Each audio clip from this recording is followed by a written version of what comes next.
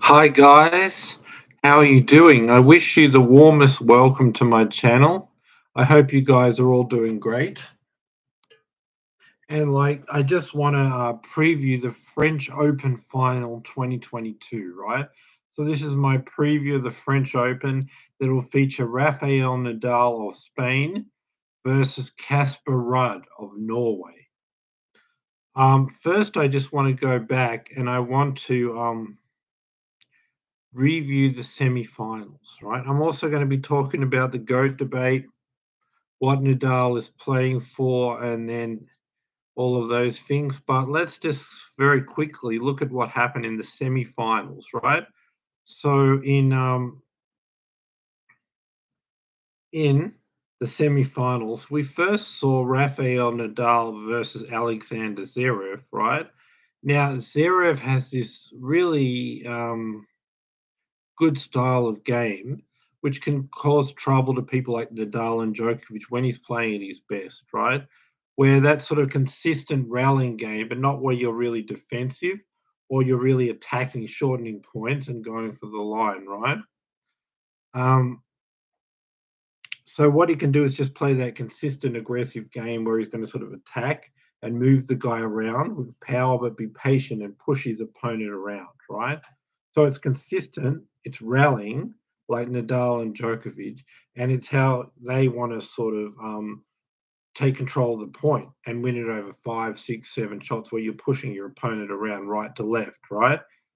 But when Zverev does that, because he's bigger than them and taller than them, and he's got more power on his shots, maybe like a Nadal kind of forehand, but on both sides, he has the ability to play this consistent rally game, but yet more power in his shots than a Nadal and Djokovic. And I've seen in this match in the first set, and when he's played Djokovic at the Olympics and other times, where he's consistently rallying, so are they, but he's got a bit more power on his shot, so he's standing in the middle and he's bossing them around. Yeah. Health is very important for this final. So that's what I saw. But like when Djokovic played a consistent rally game type of thing, right? What I saw in that one was the problem is Djokovic doesn't have the power to hit through the court and end points like Nadal does on his big forehand. They match each other in consistency, but Nadal with the forehand is able to overpower him. But Zverev is able to play that consistent game with the flat backhand and all of that, but with more power in his shots than Djokovic, right? So he's getting the ball through the court on clay the way Djokovic does at his best on a hard court and hitting the ball consistent flat, right, left, good backhands, and able to push Nadal around in these rallies and actually get it through the clay court in a way that Djokovic could do on a fast court but not on clay. He's done it on clay. So Nadal was in a bad position and he's got a better serve than Nadal, better attacking return of serve and more power. And so sometimes the Rev goes for too much, goes for the line and tries to end points, right? So that's a problem. Other times he's too defensively. So a guy like Nadal will boss him around with the forehand. But when he's got that, he tries the Nadal Djokovic approach. Consistent rallying ability, but sort of looking to win it over four or five shots, push your opponent around, but be patient. Then he's got more power than a Nadal or Djokovic and can be rallying with that consistency, but more power in his shots and bossing and overpowering a Nadal and Djokovic. And he can even do it with Nadal on clay and get the ball through the court the way Djokovic does on hard court on clay and boss Nadal around. And then you got the bigger serve, better return of serve, starting points ahead. Um,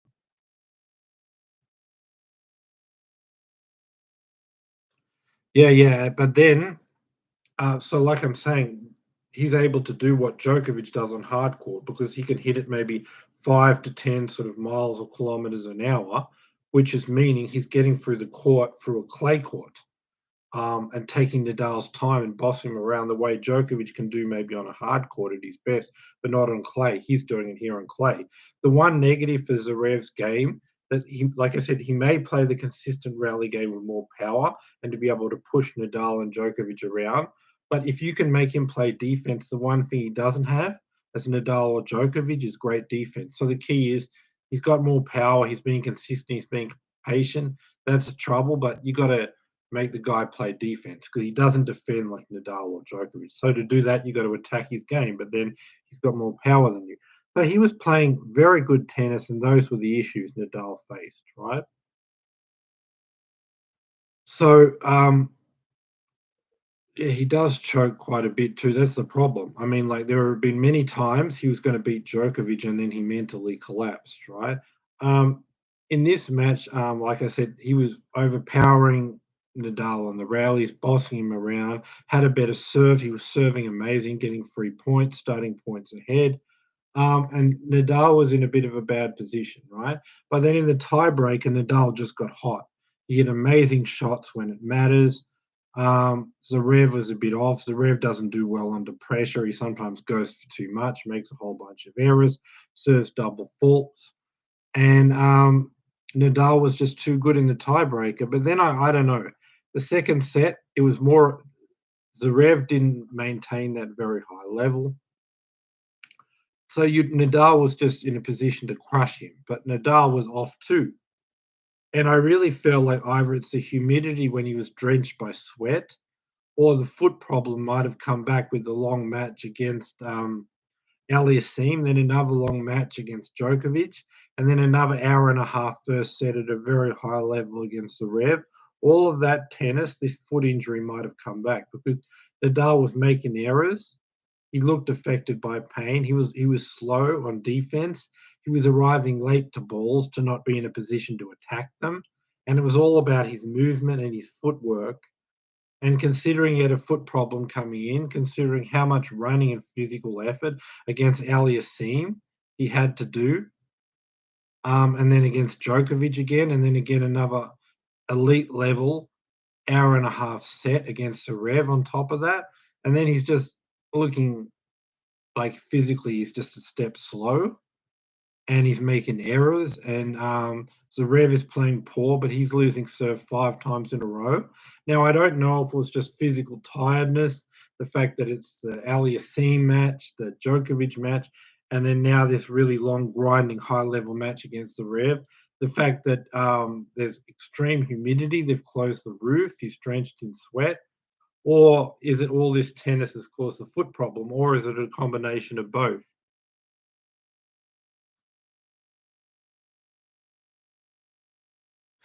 Wimbledon's going to count, yes, because like we're talking about points only, like for Wimbledon. We're not actually like in the record. Whoever wins Wimbledon is going to show as a Grand Slam won by whoever.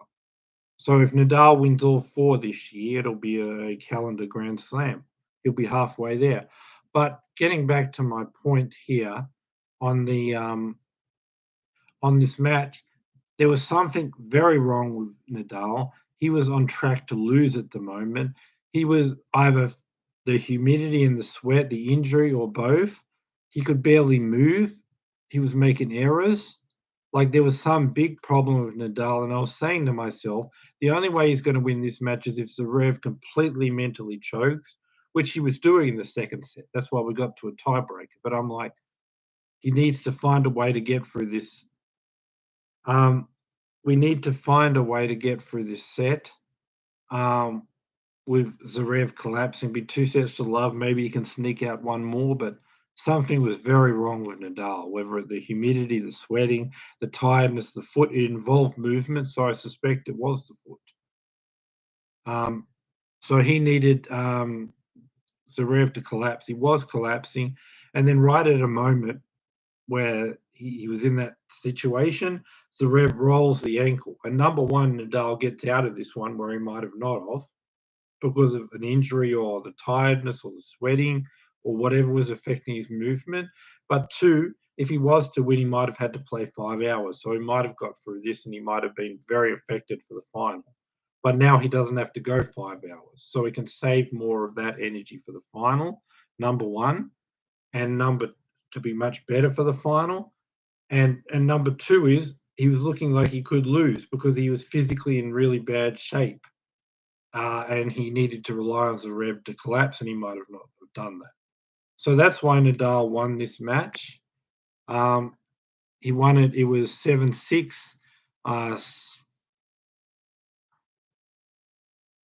It was this, yeah, the score was 7-6, 6 all, and the time I saw Nadal playing well was the end of the first set, very early in the second. But he's very lucky he didn't have whatever problems he had against against Djokovic. When he needed to be his best against Djokovic, he was.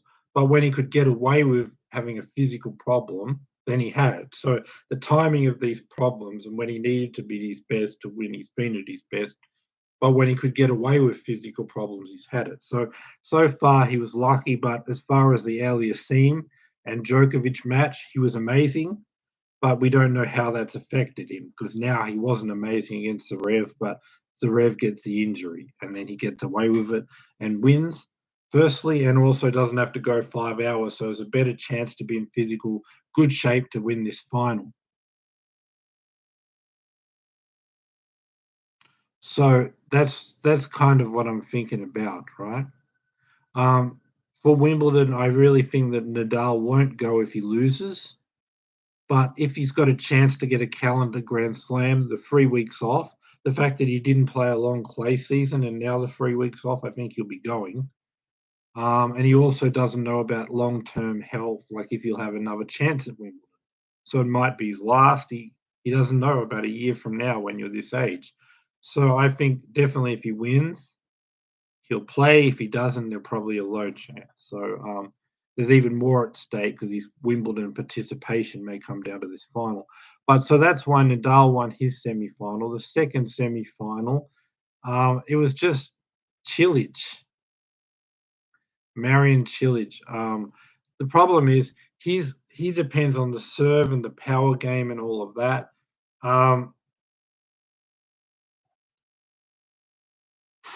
Yeah. I mean, when you look at Marian Cilic, and Marian Cilic's game, right? Like he needs a quick surface. So the serve and the power game and the attacking and the shortening the point. The problem is Casper Ruud is too good on clay. So he had time to the ball would slow down after it hit the clay court, giving Casper Ruud more time to return the ball, force Cilic into long rallies, and then there are all these kind of rallies where he can boss and push Cilic around. He doesn't have the defense or the consistency to be in those long rallies, so he's simply just being over out rallied. And then when he doesn't want to be bossed around in long rallies and beaten with defense and consistency, he's got to go because it's clay. He's got to go for even more power, even closer to the line, which is high risk to keep it up over 5 sets. So when he does that, he's hitting a whole bunch of errors, right? But when he doesn't, he's just being in long grinding rallies where Casper Ruud is beating with consistency, defense, and bossing him around with the forehand and moving Cilic around when he doesn't have the movement to deal with it. So he's just being out rallied. And then again, what happens there is Cilic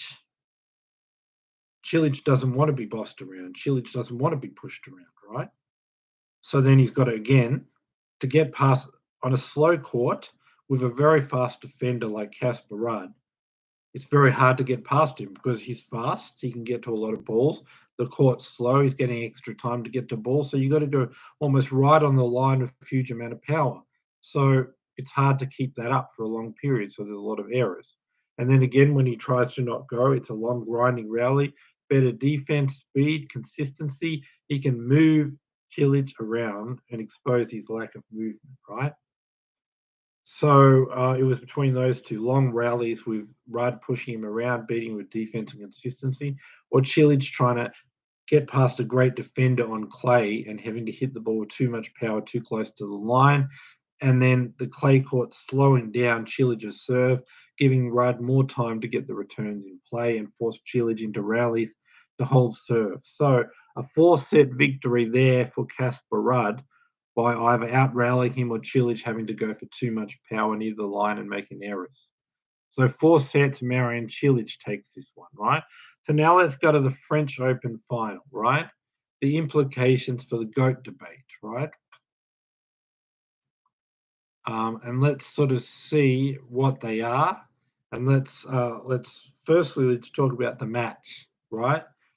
Casper Ruud and Rafael Nadal, your second Grand Slam of the year, the Grand Slam final here in Roland Garros. I mean, Casper Ruud has really modeled his game off Rafael Nadal, right? He's just completely modeled his game off Rafa. Like the defense, the consistency, the big forehand, and wanting time to set up on the forehand. I mean, all these type of things. The thing of it is he's modeled his game on Nadal, but I think Nadal does a bit better, right? The defense, they're both good. I think Nadal's slightly a bit better, even with his age. The consistency and the ability to not make errors, they're both good. Nadal's a bit better. The power on the forehand to finish the point, they've both got that, but I think slightly more power and slightly more consistently hitting the power on the forehand. Nadal's a bit ahead. The top spin, Rudd's got a good top spin ability to make the ball jump high, but Nadal's just the king of top spin. So again, he does that a bit better. He's very cool and calm and doesn't like to throw rackets and get too emotional like Nadal. But again, it's his first Grand Slam final against his hero. So he's going to be feeling on edge and a whole lot of pressure. Whereas Nadal's been to 13 French Open finals. He's won all 13. It's just another day for him. Of course, an important day because he can win another Grand Slam. And at 36, he doesn't know how many opportunities. But his experience in Grand Slam finals, knowing he's 13 of 13 at the French Open final, Casper Ruud playing his hero in his first Grand Slam. So when it comes to nerves and pressure, Nadal's going to be way ahead. And then, like I said, the speed running down balls, Nadal's just a bit better. The consistency, the rallying, slightly equal, but Nadal's slightly better. The power and consistency of the forehand, Nadal very similar, but Nadal slightly better. And this top spin ability to have the ball bounce high to awkward level, they're both good at it. But again, Nadal's a bit better.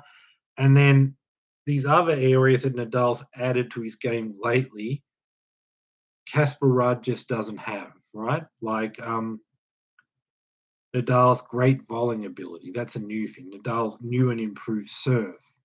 Nadal's drop shot. Nadal's backhand low chip.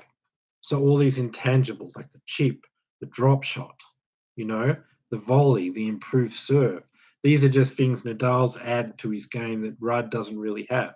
So his normal old typical game, they're all doing the same thing, but he's a bit better. But now we can say I'm a volleyer, which Rudd isn't.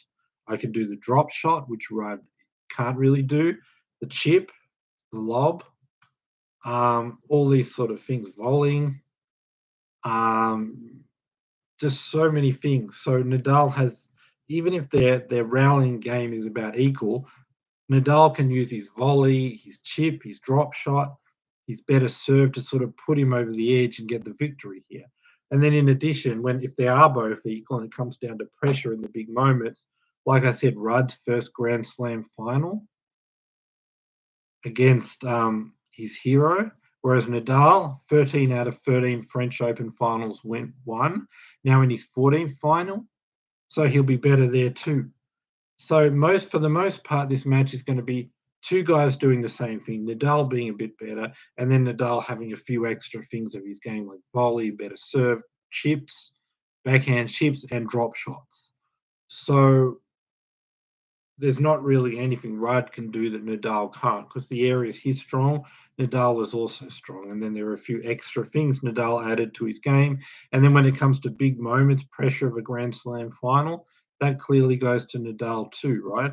The one thing Rudd can do that Djokovic can't, because Rudd can match Nadal with defense and consistency and not making errors and good returning serves. So can Djokovic, right?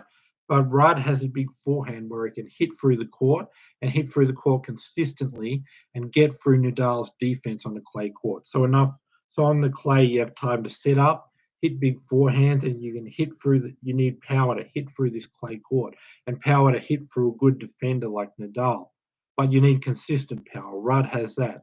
Whereas Djokovic can get through Nadal's defense well on a fast court, but on clay, he struggles to have that big finishing shot. Whereas Rudd has the big forehand like Nadal does and has the ability to hit with power and hit consistently for 5 sets and finish points like Nadal does to Djokovic. Djokovic doesn't have it, but Rudd and Nadal can both do that to each other, right? But overall, like I said, I just think when it comes to Nadal being a bit better at every area with the rally game and having things like volleys, serves, drop shots that he's added to his game that can put him over the line. And even if they're still equal and it comes down to the big moments, Nadal is better under pressure. Nadal is better in the big moments. He's been to 13 French Open finals. This is his 30th Grand Slam final. And Rudd feeling the pressure of his first Grand Slam final against his hero. So under a normal situation, Nadal's just a bit better than him in every area, plus these new things that he's added to his game. But considering it's a Grand Slam final and the pressure and the nerves, for Rudd, it'll probably affect his game and drop his level. Whereas Nadal, that's his absolute best match he could ever play. French Open final, where he's 13 of 13. Great under that pressure. He raises his game under that situation. So considering all that, I and then there's not a different style that Rudd can throw at Nadal. He's just doing the same style as Nadal, but Nadal's doing it a bit better. There's not really anything Rudd has to go to. Make it a good close game, but Nadal just being that bit better. So I just think based on that, Nadal will win with the exception of an injury. Because if he's got a foot injury, which it looked like he might have in the Zverev match, right? Um, then he's going to have to grind. He's playing himself almost. Long, physical, grinding, tough rallies, right? Um, whether just there's a lot of running, there's a lot of going back and forth, there's running down drop shots, there's just huge, long, physical rallies that involved a lot of running, a lot of movement, a lot of physical energy, tiredness. So if you have pain in your foot and you have any issues running, you won't be able to stand up to these long physical grinding rallies. And if that's the case, he's going to win just due to being last man standing, Casper Ruud, because he'll be able to be in these physical, long, grinding rallies of consistency, defense, movement, just huge amounts of energy needed in these long, grinding, physical rallies with so much running. He'll be able to do it. Nadal won't because he'll have pain in his foot. In such a case, he'll win by being the last man standing. But then, even if he's in that advantage situation, he'll still need to get over his nerves in his first Grand Slam final and be able to put away his hero in the pressure of a Grand Slam final, which he might get nervous. He might not be able to beat a 5 out of 10 Nadal who's got pain in his foot because there might be the nerves. But I'm saying more than 50% Rudd would win if Nadal's injured and has pain in the foot. But if there's no pain in the foot, it's just two guys playing the same style. Nadal doing a bit better. Nadal have added a good serve, volleys, chips, drop shots, which Rudd doesn't have. And in Rudd's strong areas, Nadal's doing it, but doing it all a bit better. And Nadal stepping up under pressure. 13 out of 13 French Opens playing his best in this situation. 13 out of 13 French Open finals, 13 French Open finals won for Nadal. He steps up in this situation, whereas Rudd, nervous, first Grand Slam final against his hero, not being able to play his best. So when you consider all that, um, the fact that Nadal's doing the same style better, added things to his game, and a Grand French Open final brings out the best. He plays his best tennis, but then it'll bring out the worst in Rudd with the nerves. So considering all that, I'm going to say it could be either 3 or 4 sets for Nadal. I'm going to say straight sets, 3 sets, but I wouldn't be surprised if it's 4, but 3 very close sets, borderlining going to 4 sets. It's just for Rudd to win 1 set, he would have to be better than Nadal at something. I just think everything he does, Nadal does better. So they'll all be close sets, but he won't be able to say, for that 1 set, I outplayed Nadal because his game style, Nadal will just do it and do it better, which gives him no option to say that set I was better than you because when he's playing well, Nadal's just doing the same thing better. So it's hard for any period of time like a set to say I won it because I was better. But because he's doing the same thing almost as good as Nadal, there'll be 3 very close sets, and Nadal will just get him in all 3 sets and win in straight sets. But if it's 4 sets, I wouldn't be surprised also. So Nadal in 3 or 4, I'll say 3 sets for now. Rafael Nadal will be your 2022 French Open champion, right? As far as the GOAT debate, right? As far as the GOAT debate, what I would say is that I think that Rafael Nadal, he'll have 22 Grand Slams, guys. I mean, come on. Like, he'll be 2 Grand Slams ahead of Djokovic, 2 ahead of Federer. He's won more overall tournaments than Djokovic. Djokovic won 2 more Masters 1000, but you'd rather 2 more Grand Slams. More total tournaments won when you consider every category of tournament. I mean, the weeks at number one thing, because he's not won more tournaments or more Grand Slams, they're just points from tournaments he didn't win. So if you're not the best that week, how can you claim for that to count towards you being the best of all time? Someone beat you there. So when it just comes to tournaments won, Nadal, Grand Slams, Nadal, even year-end number one, we're not going to include 2020, even though they're including it, because the rankings were frozen. You didn't have to defend. Only certain tournaments were on. So other than that, Djokovic only has 1 year-end number one. If Nadal's won 2 Grand Slams this year, he's likely to win this year number one, and then they'll be tied on year-end number ones when you exclude 2020 when the rankings were frozen. So you can't decide the GOAT on a frozen rankings year. So all the other years, they'll be tied at, I think it'll be 6 or 7, I'm not sure, but the same amount of years finishing number one. So when you consider that, when you consider Nadal's won more tournaments, 2 more Grand Slams, and the head-to-head was a big thing for Djokovic, but now in 60 matches, Djokovic is only 1 match ahead. So 1 best of 3 set match in 60 matches. You can't decide the GOAT from that, especially when they played more matches when Djokovic was on fire in 2015, 2016, and Nadal was at his best. So, but it's just 1 best of 3 set match. The head-to-head is 30 to 29 to Djokovic. But then in best of 5, the Grand Slams, where it's harder to win because it's best of 5, more's on the line. More is on the line. They're 11 to 7 in favour of Nadal. So I'd rather win 4 more Grand Slam matches against my opponent in Nadal than only have 1 more best of 3 sets in Djokovic. So you can't give it to Djokovic on head-to-head, not on total tournaments won, not on Grand Slams won. Just points that you accumulated from tournaments you didn't win. So really, I think if Nadal wins this, and he'll have a 2 Grand Slam lead, they're both now in their mid-30s. Djokovic has already turned 35. It's going to be very hard. And then with Alcaraz coming up, getting better and better, Djokovic being deeper into his 30s, it's going to be hard to catch Nadal.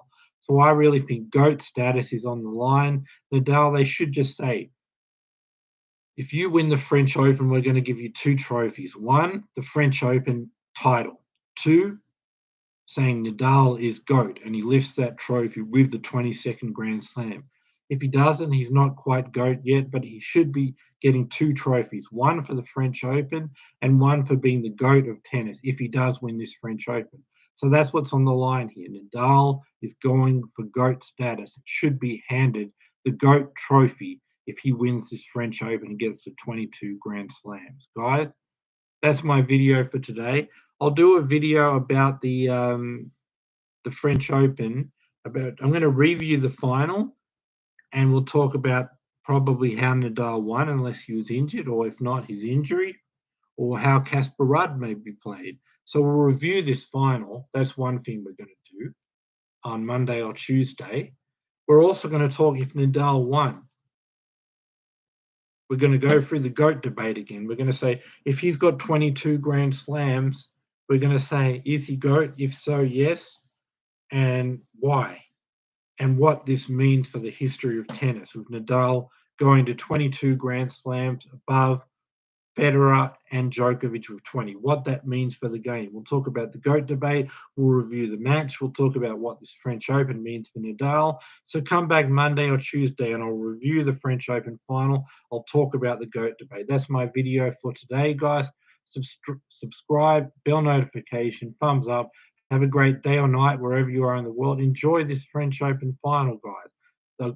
The GOAT status is on the line in this one huge match. So watch it and come back for my review, and I'll discuss the GOAT debate and what it means for the history of tennis.